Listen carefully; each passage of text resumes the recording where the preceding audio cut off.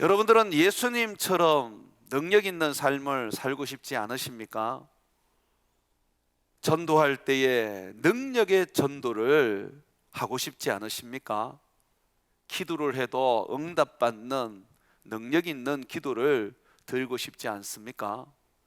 저는 그것이 늘 소망이고 비전이고 내가 바라는 가장 우선된 기도의 제목입니다. 나 예수님처럼 되고 싶어요. 예수님처럼 인격도 아름답고 예수님처럼 믿음도 크고 예수님처럼 능력도 나타나는 그런 삶을 살고 싶습니다. 많은 사람들은 그건 불가능하다. 예수님은 전능하신 하나님의 독생자이시고 그는 우리와 같은 인간이 아니시기 때문에 비록 인간의 몸을 입었다 할지라도 그는 하나님이시기 때문에 우리가 범접할 수 없다. 그와 같아진다는 것은 교만이다 라고 이야기를 합니다. 그러나 예수님은 제자들에게 이런 얘기를 해주셨어요. 얘들아, 너희는 나보다 더 큰 일을 할 수 있단다. 저는 예수님처럼 하나님이 되고자 하는 게 아닙니다. 제가 바라는 것은 예수님의 제자로서 예수님처럼 이 땅에서 전도하고 예수님처럼 살고 싶을 뿐입니다. 그런데 예수님께서 그렇게 할 수 있다. 너희는 나보다 더 큰 일을 할 수 있다 라고 하셨습니다. 그 이유는 내가 아버지께로 가기 때문이다 라고 하셨습니다. 왜 예수님께서 이 땅을 떠나서 아버지께로 가면 우리가 예수님보다 더 큰 일을 할 수가 있습니까? 성령이죠. 성령이 우리에게 오시기 때문입니다. 예수님이 가지 않으면 성령이 안 오셔요. 보혜사 성령은 예수님이 보내신 성령, 예수의 영이십니다. 그가 우리에게 임하게 되면 그는 우리를 통하여 큰 일을 행합니다. 예수님보다 더 큰 일을 할 수 있도록 만들어 주십니다. 내가 하는 게 아니라 내 안에 계시는 성령님이 하신다는 겁니다. 이 성령 하나님께서 내 삶을 예수님처럼 능력 있는 인생을 살게 하시기 위해서 우리는 믿음이 필요합니다. 믿음이 없이는 아무것도 못합니다. 믿음이 있어야 됩니다. 적은 믿음 가지고는 아무것도 할 수 없습니다. 큰 믿음이 있어야 됩니다. 예수님이 가나안 여인에게 네 믿음이 크도다 라고 했던 그 큰 믿음, 백부장에게 이스라엘 사람들 중에서도 이만한 믿음을 내가 본 적이 없다 라고 하시면서 그 큰 믿음을 칭찬하신 것처럼 큰 믿음이 우리에게 필요합니다. 그래서 오늘은 예수님처럼 능력 있는 전도를 하고 예수님처럼 능력 있는 사역을 하고 예수님처럼 능력 있는 삶을 살기 위해서 어떻게 해야 하는가라는 부분을 함께 좀 나누어 보겠습니다. 무엇보다도 우리는 예수님께서 이 땅에 살아갈 때에 가장 우리가 담대해야 될 대상, 그러면서도 주의하고 조심해야 될 대상, 그 대상에 대하여 말씀해 주셨는데 그 대상을 우리가 알고 예수님처럼 대처해야 합니다. 예수님께서 경계하시고 주의를 주시고 조심하라고 했던 대상은 사탄이 아닙니다. 사람입니다. 우리의 믿음을 무너뜨리고 우리의 믿음을 성장하지 못하게 하는 가장 궁극적인 요인은 사람입니다. 사람 때문에 실망하고, 사람 때문에 자빠지고, 사람 때문에 미혹되고, 사람 때문에 예수님과 등을 돌리는 일들을 우리는 경험하게 됩니다. 예수님께서 12 제자들을 둘씩 짝지어 전도를 보내실 때나 제자 70인을 둘씩 짝지어 전도를 보낼 때마다 예수님은 이렇게 말씀하셨습니다. 너희가 전도하러 성이나 마을에 들어갈 때 아무에게나 복음을 전하고, 어떤 사람이든지 너희가 그냥 만나는 대로 그들에게 복음을 전하라 하지 않으셨습니다. 예수님은 성이나 마을에 들어가서 전도하고 복음을 전할 때에 합당한 자들을 찾아내라 그랬습니다. 그 성에서, 그 도시에서 하나님이 기뻐하는 사람을 찾아내라. 그리고 그 사람에게 가서 복음을 전하고 그 사람 집에 머물러서 그 사람을 위하여 평안을 빌으라고 말씀하셨습니다. 만약에 너희가 찾아낸 사람이 너희를 핍박하고 너희에게 어려움을 주고 복음을 믿지 않는다면 발에 먼지를 털어버리고 그 집을 떠나라. 그 사람에게 빌었던 평안이 너희에게로 다 돌아올 것이다 라고 하셨습니다.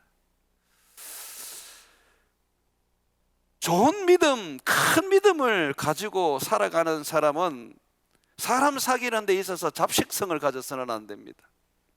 교회 안에서도 마찬가지입니다. 모든 사람과 더불어 사랑하고 모든 사람과 더불어서 좋은 교제를 가져야 하지만은, 그러나 교회 안에도 거듭나지 못한 사람도 많고 육적인 사람들도 많고 사단의 도구가 되어서 우리의 믿음을 무너뜨리는 사람들이 많은 것입니다.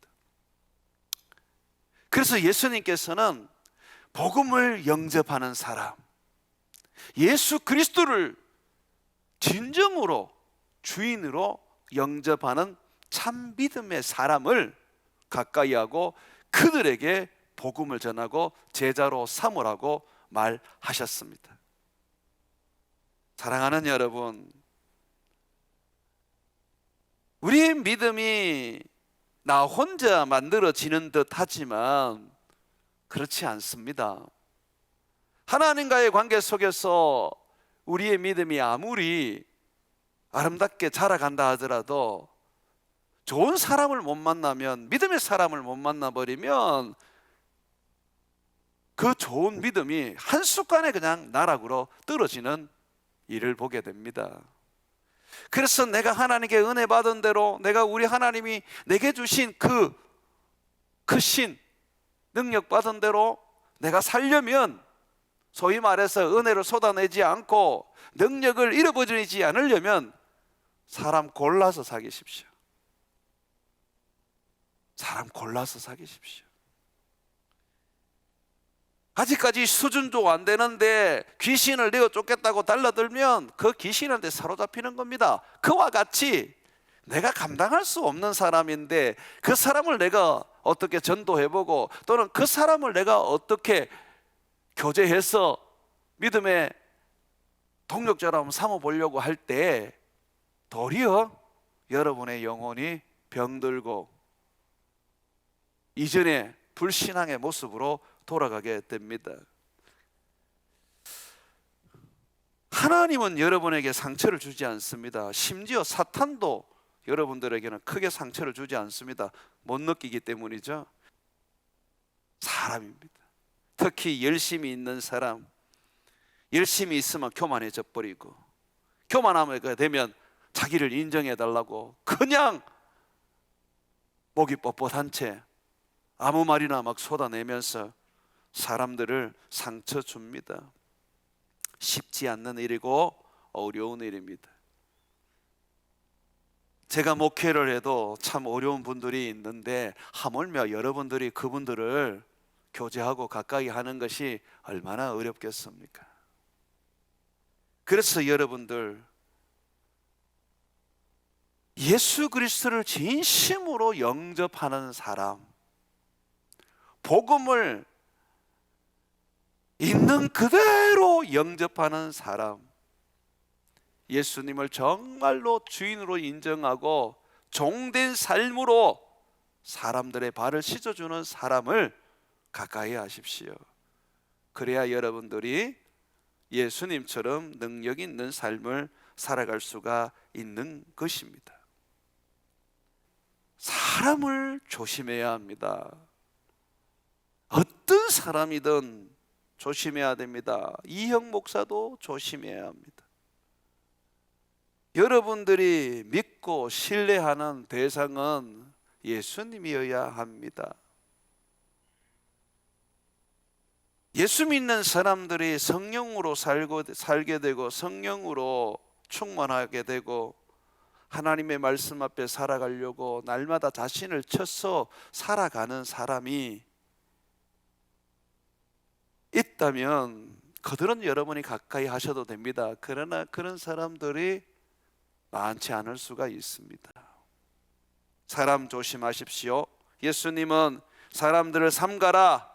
그들이 너희를 도리어 공회에 넘겨주겠고 회당에서 채찍질하리라. 이 회당이 어디입니까? 지금을 말하면 교회 아닙니까?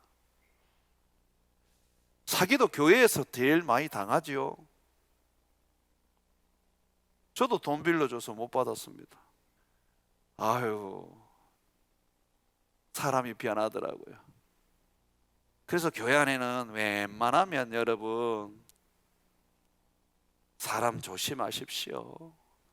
여러분들이 조심하지 않고 여러분들이 그냥 마음 내놓고 그냥 말씀대로 하지 않고 그 사람을 영적으로 분별하지 않고 막 좋다고 그래놓고 나중에 그 사람 때문에 상처받으면 원망은 전부 다 하나님한테 하고 하다가 하나님이 안 들으시면 그 이영 목사한테 와서 또 원망하고 그러지 마십시오. 그래서 예수님은 이 사람을 피하라 그랬어요. 전도할 때에 너희를 박해야 하거든 저 동네로 피하고, 또 누가 너희들을 환난 속으로 집어였거든 이제는 또 다른 동네로 피해라.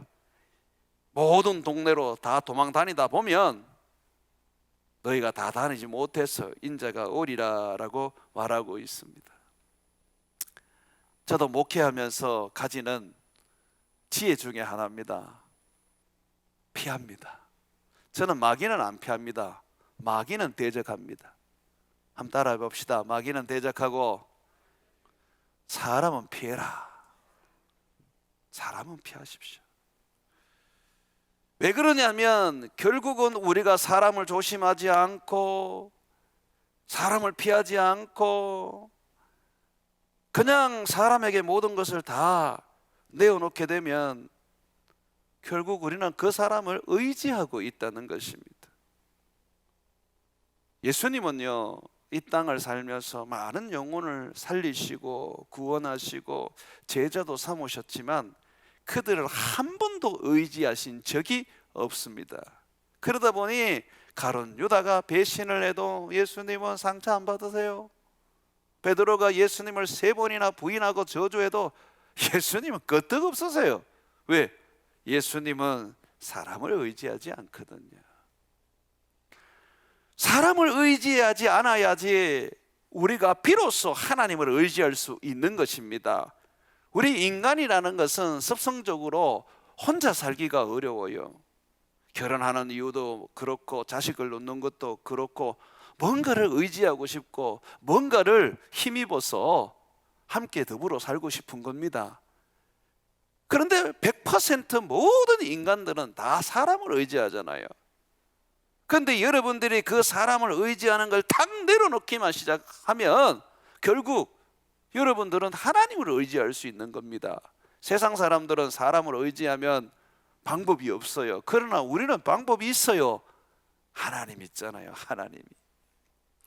요한복음 2장 23절과 25절에 보게 되면 유월절에 예수님께서 예루살렘에 계시니 많은 사람이 그의 행하는 표적을 보고 그의 이름을 믿었으나 예수님은 그의 몸을 그들에게 의탁하지 아니하셨으니 이는 친히 모든 사람을 아심이라. 많은 사람들이 예수님을 믿었습니다. 이적과 표적을 보면서 예수님을 따라다니면서 예수님을 환호했습니다. 이들은 유대인들로서 여호와를 믿는 종교인이잖아요. 니고데모 같은 사람들 얼마나 신실합니까? 그런데 예수님이 어떻게 했다고요? 그의 몸을 그들에게 의탁하지 아니하셨으니 이는 친히 모든 사람을 아시며 또 사람에 대하여 누구의 증언도 받으실 필요가 없으시니 이는 그가 친히 사람의 속에 있는 것을 아셨습니다고 말합니다. 너무 사람 의지하지 마세요. 너무 사람 때문에 힘겨워하지 마세요. 도망 다니시면 됩니다. 사람들 조심하세요. 교회라고 해서 어디 천국입니까? 사단이 제일 많은 곳이 교회 아닙니까? 온갖 사람들이 교회에 모여 있는데 그들을 여러분들이 어떻게 다 믿습니까? 목사도 사기꾼이고 장로도 사기꾼인 교회가 얼마나 많습니까? 그걸 보면서 한탄하고 상처받고 그것 때문에 아이고 교회 안 다녀야 되겠다. 그건 누구 손해입니까? 다 내 손해죠. 언제 예수님이 사람을 믿으라 그러셨어요? 나를 믿으라 그러셨어요. 나를. 사람은 희망이 없는 거예요. 희망은 오직 예수님입니다. 예수님. 그렇기 때문에 우리가 사람을 의지하지 않고 우리가 사람에게 마음을 두지 않으면 사람과 관계 속에서 어려움을 당하고 때로는 힘겨운 일이 생겨도 그거 크게 영향 안 받습니다. 그냥 주님만 바라보는 거예요. 주님만.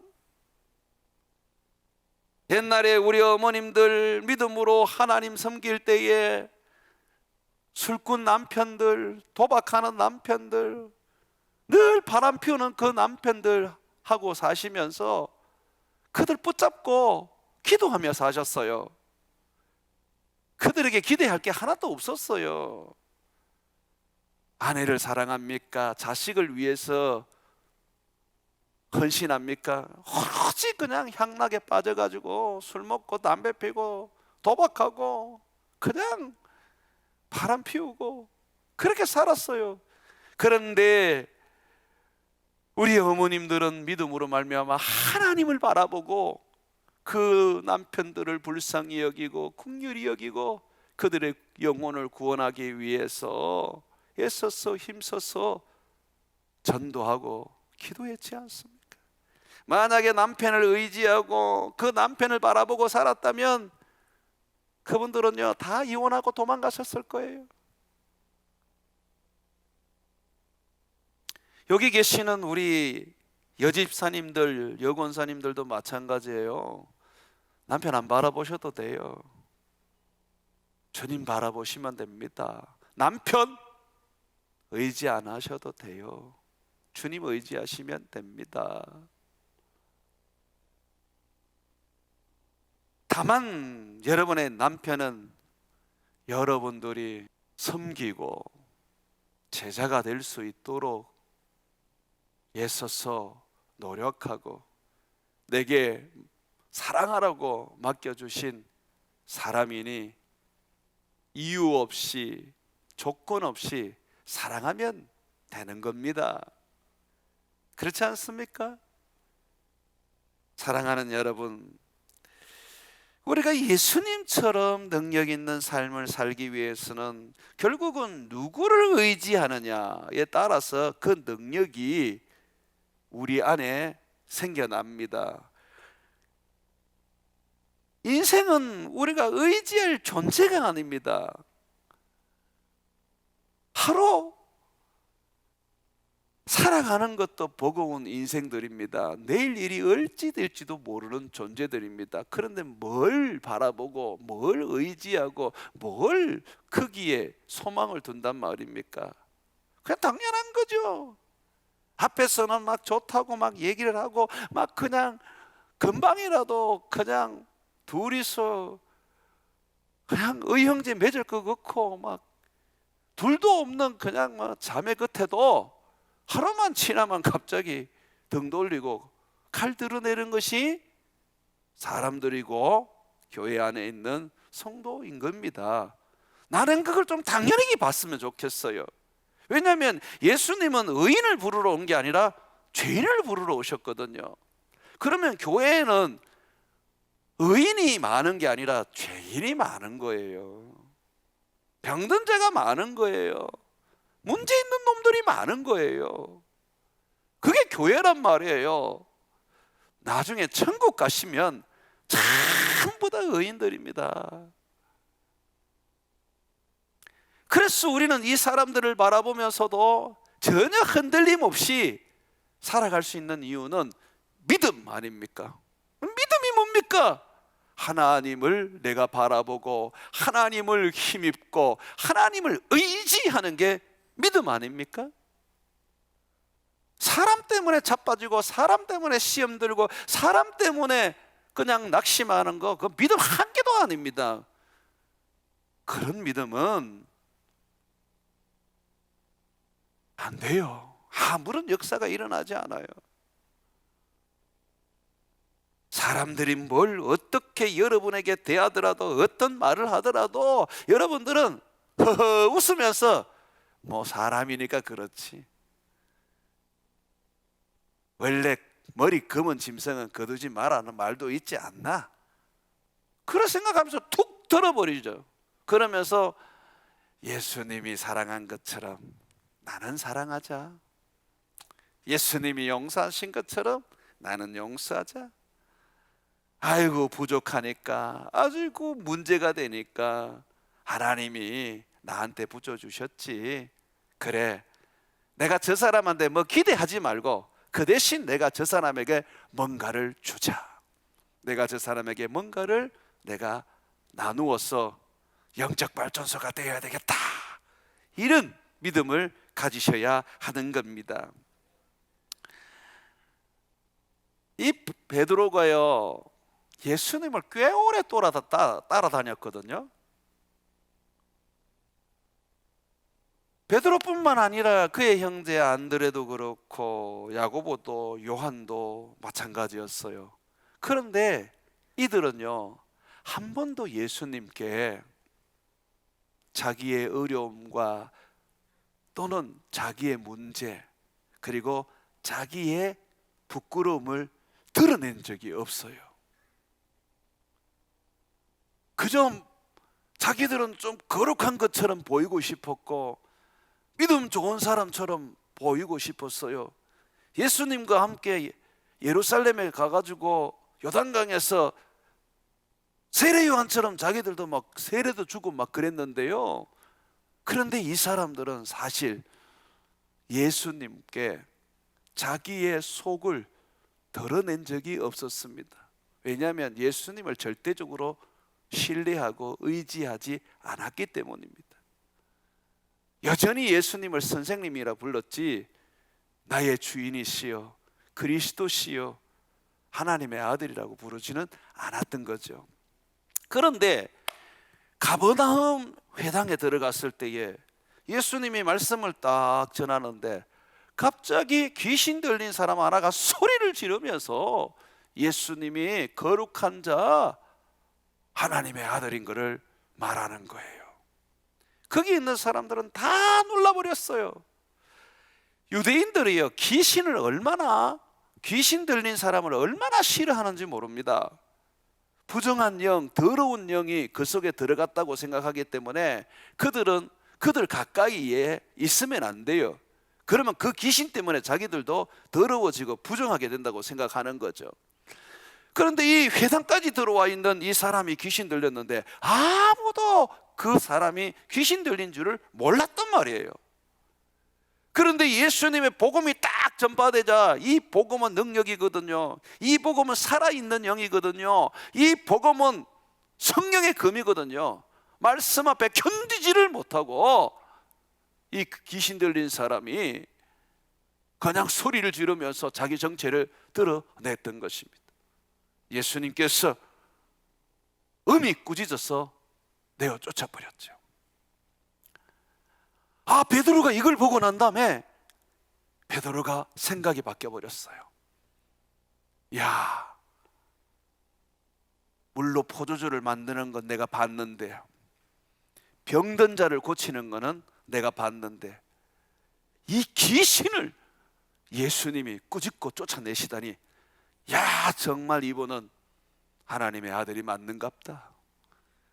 구약의 모세도 하지 못했고 엘리야도 하지 못하고 어느 선지자도 지금까지 귀신을 쫓아낸 적이 없는데, 이분은 귀신의 정체를 드러낼 뿐만 아니라 그 말씀으로 말미암아 쫓아내시는구나. 야, 내가 이제 이분을 신뢰해야 되겠다.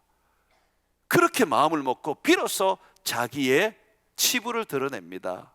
예수님, 사실은 우리 집 장모가 열병에 걸렸습니다.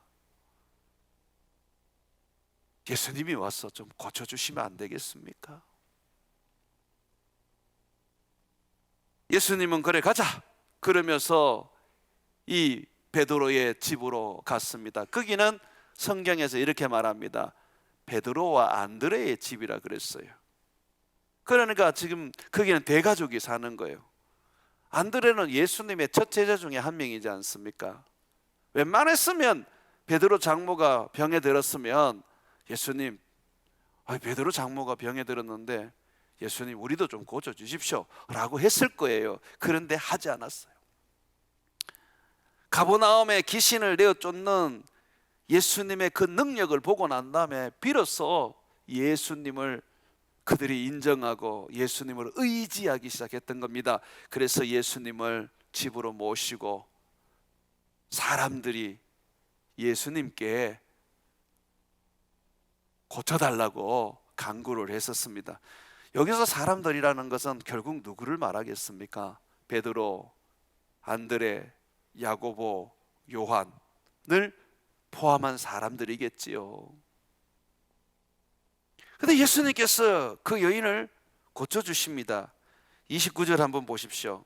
회당에서 나와 곧 야고보와 요한과 함께 시몬과 안드레의 집에 들어가시니 시몬의 장부가 열병으로 누워있는지라 사람들이 곧 여자에 대하여 예수께 여짜오되, 이 여자에 대해서 예수님께 여쭈었다는 것은 예수님께 고쳐달라고 간구했다는 것입니다.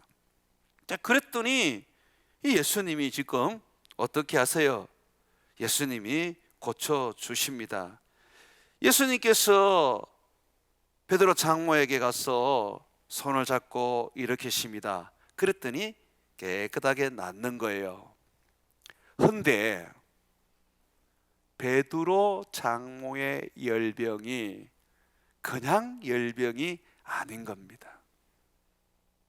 사단에 의해서 생겨난, 사단에게 붙잡혀 있는 상태 속에서 드러난 열병이 라는 것을 암시해주고 있습니다. 누가복음 4장 38절과 39절에 보게 되면 이렇게 성경은 말합니다. 예수께서 일어나 회당에서 나가사 시몬의 집에 들어가시니 시몬의 장모가 중한 열병을 앓고 있는지라 사람들이 그를 위하여 예수께 구하니 예수께서 가까이 있어서 열병을 꾸짖으신데 병이 떠나고 여자가 곧 일어나 그들을 수종드니라고 말합니다. 병을 고치는데 어떻게 병을 꾸짖어요? 복음서를 보게 되면 예수님은 제자가 잘못되면 꾸짖고, 귀신이 예수님 앞에 드러나면 꾸짖고, 풍랑이 영치면 꾸짖었습니다. 지금 이 장모의 열병은 꾸짖을 대상이 아닙니다. 바이러스에게 꾸짖은 것일까요? 그게 아닙니다. 예수님은 갈릴리 1차 사역에 아주 중점을 두시는 게 뭐냐면 사단을 내어 쫓는 일에 중점을 두십니다. 지금 베드로의 장모는요, 열병에 걸렸는데 이 사람은 제 견해입니다. 내가 귀신돈자도 아닙니다. 그러나 분명히 예수님이 꾸짖으셔서 그 질병을 떠나가게 했는데 귀신과 관련이 있는 거예요. 여러분, 귀신이 하는 일 보십시오. 간질병 들린 아이를 예수님이 뭐라 그랬어요? 이 아이는 귀신으로 인해서 눈 멀고 귀 멀고 간질한다 그랬잖아요. 어떤 여인은 38년 동안 구부러져 있었는데 이게 귀신 때문에 구부러져 있었다고 얘기하지 않습니까? 제가 지금 귀신론 얘기하는 게 아니에요. 성경에 있는 이야기를 하는 거예요. 귀신은 우리에게 질병도 줍니다. 욥기를 보세요. 마귀가 태풍을 일으켜가지고 욥의 재산 다 날려버리지 않습니까? 하나님이 허락만 하시면 욥의 자식들 다 죽여버리지 않습니까? 전쟁도 일으키지 않습니까? 사단의 이 세상의 왕으로서의 그 세력과 권력은 엄청난 겁니다. 모든 질병이 다 귀신으로 말미암아 온 것은 아닙니다. 모든 문제가 다 귀신으로 말미암아 생긴 건 아닙니다. 그러나 분명한 것은 오늘 말씀에 시몬의 장모가 열병을 앓았는데 예수님이 이 장모를 고치는데 다른 곳에는 병을 고칠 때에 이런 부분이 거의 안 나와요. 열병을 꾸짖어서 그 병이 떠나가게 하신다는 것입니다. 유대인들은요, 귀신 들린 사람들을 고치기 위해서 나름대로 그들은 예를 많이 썼습니다. 다윗의 시편을 낭송한다든지 또는 하나님의 이름 여호와의 이름을 계속해서 부른다든지 또는 소위 말해서 특정 주문이나 기도를 했었습니다. 그러나 귀신은 절대로 떠나지 않았었어요. 그런데 예수님께서 가버나움에서 귀신을 내어 쫓고 난 다음에 베드로와 그의 제자들이 예수님을 신뢰하고 의지하면서 베드로의 집에 열병으로 고통스러워하는 그의 장모를 고쳐달라고 했던 겁니다. 근데 예수님은 그 장모에게 있는 열병을 고치는데 그 병을 꾸짖어서 그 병이 나가도록 만들어 버리신 것입니다. 자, 그런데 우리가 여기서 기억해야 되는 게 예수님께서 자기를 의지하고 자기를 신뢰하는 제자들의 말을 듣고 이 여인을 고치는데 오늘 말씀에는 아주 따뜻한 표현이 담겨져 있어요. 손을 잡고 일으켰더라 라고 말합니다. 예수님께서 사람을 경계해라, 사람을 조심해라, 사람을 의지하지 마라 라고 하셨는데 예수님은 또한 사람을 존중히 여기고 사람을 귀하게 여겼습니다. 귀신 들린 여인인데 유대인들의 생각이 같으면 더러운 여자 아닙니까? 그죠? 그럼 함부로 대했을 거잖아요. 근데 예수님은 그렇게 대하지 않았어요. 아주 존중히 대하면서 그를 일으켜 세웠고 그리고 그 여인으로 하여금 예수님을 수종들며 예수님을 따르며 평생 예수님을 섬기게 만들었어요. 우리가 사람을 피해야 합니다. 사람을 조심해야 됩니다. 사람을 의지하지 말아야 됩니다. 그러나 예수님 같은 능력과 예수님과 같은 권능으로 이 세상을 살고자 한다면 우리는 사람 속에 있는 사탄을 내어 쫓고 그 사람의 문제를 예수의 이름으로 해결을 해주고 우리는 그를 예수 안에서 예수님의 사람으로 아름답게 살아갈 수 있도록 높여주고 존중해주고 귀하게 여겨야 돼요. 우리 교인들은 절대로 이 말 쓰지 마세요. 내가 저 사람 보니까 귀신 들린 것 같아. 저 사람 눈 봐. 지금 귀신 들렸잖아. 설령 귀신이 들렸다 하더라도 그런 말 쓰지 마세요. 그거는 잘못된 사람들이 귀신을 축사할 때 사용하는 방법인데, 설령 귀신이 떠나간다 하더라도 귀신이 떠나가고 난 다음에 자기가 귀신 들렸던 사람이라고 여기고 있는 사람들은 귀신이 떠난 후에 마음이 병들고 아이고 내가 귀신에게 사로잡혔지 라고 하면서 늘 자신은 귀신에게 사로잡혔던 사람으로 쇠뇌를 시키며 불행하게 삽니다. 저는 그래서 귀신 들린 사람들을 치료할 때에 절대로 귀신 들렸다는 얘기 안 합니다. 안 해도 돼요. 그걸 꼭 얘기를 해야 됩니까? 기도 안 하면 안 해도 돼요. 그냥 기도하면 돼요. 그러면 치료돼요.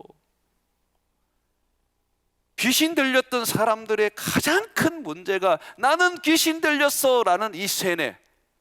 이것이 뭐 조금만 문제만 생기면 귀신이 들렸는갑다. 조금만 어려움만 생기면 또 귀신인갑다. 평생을 귀신에게 벗어나지를 못하는 거예요. 그게 아니란 말이에요. 막달라 마리아도 7 귀신이 들렸지만 그 귀신이 쫓겨나고 난 다음에 그 안에 항상 예수님으로 채워져 있었기 때문에 그녀는 예수님을 누구보다도 사랑하고 섬기는 복된 사람이 되었습니다. 여러분들이 몰라서 그렇지 귀신에게 영향을 안 받은 사람이 어디 있습니까? 예수 믿기 전에 모든 사람은 다 공중권세 잡은 사단의 자식으로 살았는데 누구를 정죄한단 말입니까? 누구를 향하여서 함부로 귀신 들렸다고 말한단 말입니까?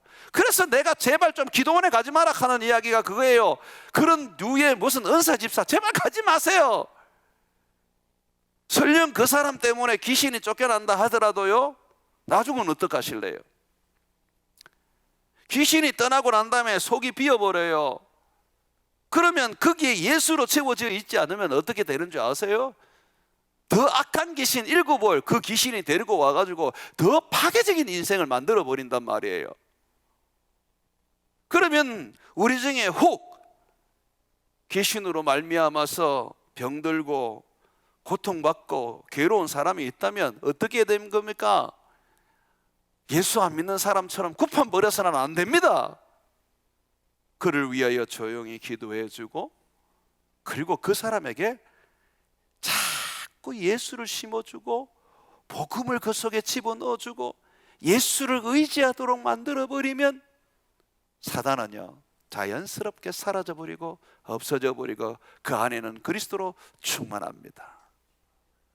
도대체 무슨 이유로 한 번만에 귀신을 쫓아내서 그것을 가지고 자랑하고 다니는지 모르겠어요. 나는 그런 사람들이 이해가 안 돼요. 또 들어가게 만들면서 그게 뭔 귀신을 쫓아내는 거예요. 차라리 지금 쫓아내지 말고 그 사람에게 예수를 심고 그 사람에게 복음을 심고 그 사람에게 끊임없는 하나님을 의지하고 예수님을 바라보게 만들어서 그 안이 믿음으로 채워지게 만들어 줘서 스스로 귀신을 내어줬고 이제는 스스로 주님을 섬기며 예수를 따르게 만들어야 되지 않겠습니까?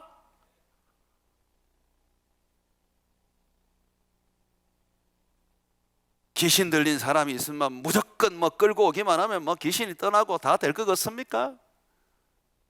나중에 또 들어가는데. 그럼 어떻게 해야 돼요? 말씀이 들어가야 되는 거예요. 믿음이 자라야 되는 거예요. 사람을 의지하지 아니하고 하나님을 의지해야 되는 거예요. 사람을 의지하니까 사단에게 사로잡히고 세상의 욕심을 가지고 향락에 젖어들니까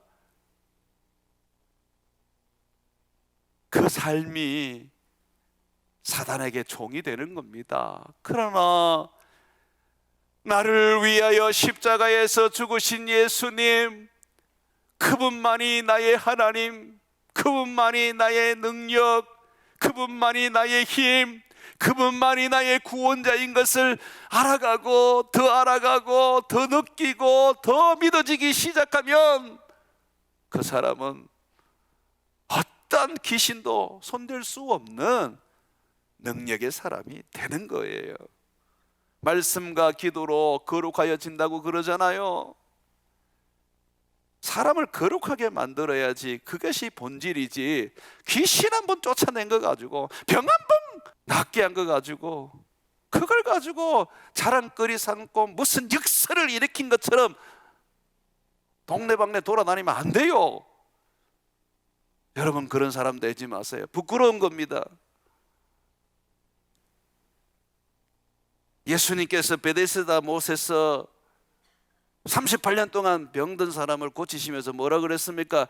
다시는 더 심한 것이 생기지 않도록 죄를 짓지 마라 안 그랬습니까? 중요한 것은 고침 받는 게 아니라 고침 받은 후에 더 심하여지지 않고 더 문제가 생기지 않도록 그 안에 그리스도로 충만하게 만드는 것입니다. 예수님께 고침을 받았지만은 얼마나 많은 사람들이 예수님을 떠났습니까? 나중에 그들은 완전히 귀신들에게 사로잡혀서 결국은 예수님을 다 십자가에 못 박았지 않습니까? 열문동병자가 있었지만은 예수님께 돌아와서 예수의 제자가 된 사람은 한 사람밖에 없었어요. 병 고치는 것이요 능력이 아닙니다. 한번 따라합시다. 제자가 되는 것이 능력이다. 그러니 그런 얄팍하고 신비적이지만은 그냥 눈요기에 불과한 것에 매달리지 말고 예수님처럼 능력 있는 전도를 하려면 사람을 의지하는 것이 아니라 하나님을 의지하고 사람을 바라볼 때에 그 사람에게 사단을 내어 쫓기보다 그 사람 속에 예수를 심어서 그 사람 속에 말씀을 심어서 그 사람이